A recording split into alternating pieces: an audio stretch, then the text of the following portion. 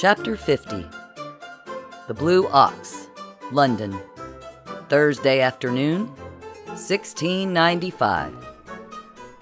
Ordering what he hoped might be a beer as he fished a gold coin from his pocket to pay, Bill studied a row of captured and convicted posters on the wall of the establishment, instantly recognizing the pugnacious set of his wife's eyes glaring back at him from the third one, a baby dangling from her mouth as she stood on her big hooves, her horse's ass exposed.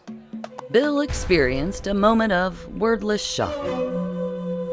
Unable to risk revisiting NASA again so soon, Bill spent the first part of his day distracting himself by sneaking back into the Sanders' quiet home and traveling at a moderate speed through more of their history log, marking and making notes on each locale. After 5 minutes in Egypt, 2 separate 30-minute jaunts through Vegas, both in the summer of '95, fun, and winter of 1899, not fun, a frightening 3-hour evasion of witch-hunting Protestants in mid-17th century Boston, now blessedly a few calm hours in an English-speaking territory with a crisp ocean breeze, a friendly-seeming pub with an empty seat, and a keg behind the bar. Bill ripped the poster from its nail with a cry, startling the quiet afternoon drinkers lining the benches. "What's this?" Bill panicked, holding the poster for everyone to see, pointing in exasperation to the drawing of the pirate, Mad Marci Finkle, to tepid response. "This is my wife. Where is she?" "Fuck off," the barkeep slurred, sliding Bill a wooden mug full of ale. "No one here speaks French, you git." Bill turned, catching the eyes of several patrons. "Please, at least tell me where they're holding my wife." His pleas were soundly ignored, though 12 eyes from the quiet group at the table in the back watched his progress, nodding to one another silently and following him as he raced away. Bill fled through the wet, miserable alleys of the London docks, pushing his way through the crowds of fetid humanity, the paper clutched in his hand sporting the horrid caricature of his missing wife. "Help you, sir?" a small voice inquired from behind as he paused to rest. Bill turned, waving the urchin away, but the urchin was suddenly not alone, as 4 more feral street children sauntered from the shadows to ring the small one. "Good job, Timmy!" the biggest nudged the small one. Turning his attentions to Bill, he smiled. "How can we help you today, sir?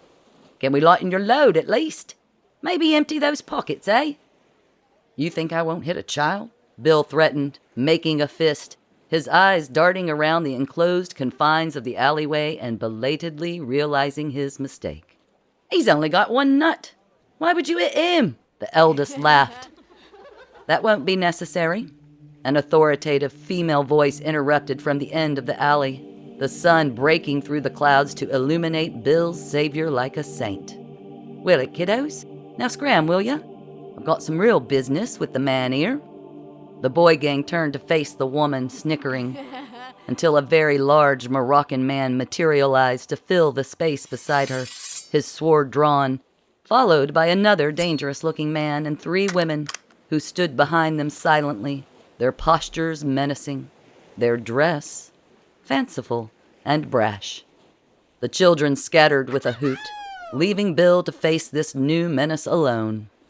He cleared his throat, straightening his golf shirt and standing taller to face the group of pirates, his empty hands held before him to show he wasn't armed. "Are you perhaps looking for Marci Finkle?" A red-haired woman with a parrot on her shoulder sauntered forward to address him with a wink. I am?" Bill stuttered. "Well, hello, love. You must be this Bill we've heard so much about. I have to confess, I didn't think you were real." Kit giggled, grasping Genevieve's hand excitedly after holstering her musket. Genevieve stepped forward, explaining, "We're the crew of the Blackheart, and we're here to save our captain, your wife. Care to join us, then?" Bill had never been so happy to see pirates.